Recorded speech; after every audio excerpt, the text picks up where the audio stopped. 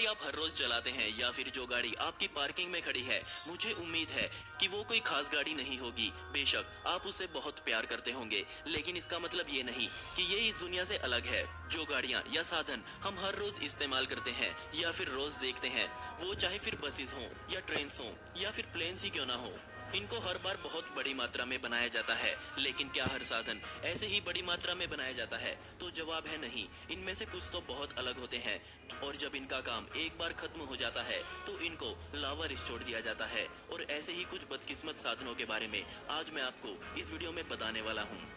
जब 1986 में Vancouver Canada में एक्सपो वर्ल्ड फेयर आया, ये उस समय वहाँ के लोगों के लिए बहुत खुशी की बात थी। यहाँ के लोग उस समय अपने लिए नए काम की तलाश में थे और बहुत से लोग यहाँ अपना अपना सामान दिखाने के लिए लाए। लेकिन इन सब में एक कंपनी थी जो यहाँ मौजूद आम सामान से थोड़ी आगे बढ़ गई और जाते जाते इस शहर को ये तैरता हुआ गिफ्ट दे गई। और इसके बाद से इस साधन की जरूरत लोगों के लिए खत्म हो गई।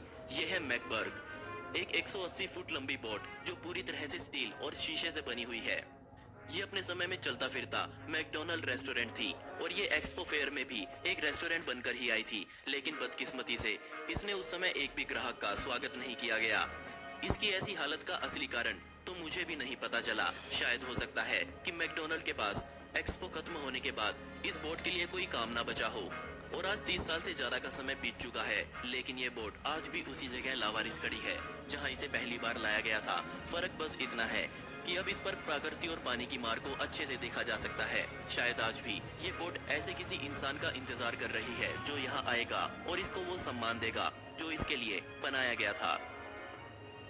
इस दुनिया में करोड़ों लोग बैटमैन के फैन हैं और उनमें से बहुत से लोग एक बैटमोबाइल जैसी गाड़ी को अपना बनाने का सपना रखते होंगे।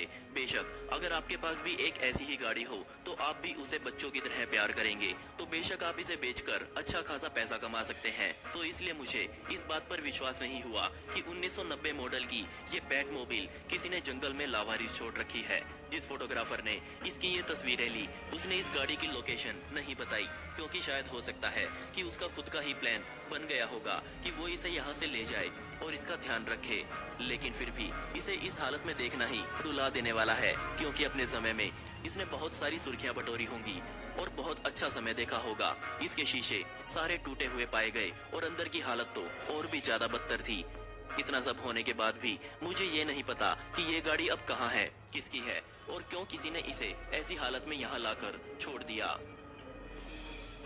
अगर सही मायने में बात करूं तो कोयले की खदान में काम करना खतरे से भरा हुआ काम होता है और कई बार इस काम को करने के लिए खास तरह के औजार और साधनों की जरूरत आन पड़ती है। और ऐसे ही काम को करने के लिए ईस्ट जर्मनी में इसे बैगर 258 को 1960 में बनाया गया। ये कमाल की मशीन लोक हैमर नामक कंपनी द्वारा बनाई गई थी और ये 160 फीट ऊंची और पूरे 500 फीट लंबी है। ये जिस कोयले को बाहर निकालती है उसी कोयले में से कुछ को अपने अंदर इंजन में डाल देती है ताकि खुद अच्छे से काम करती रहे।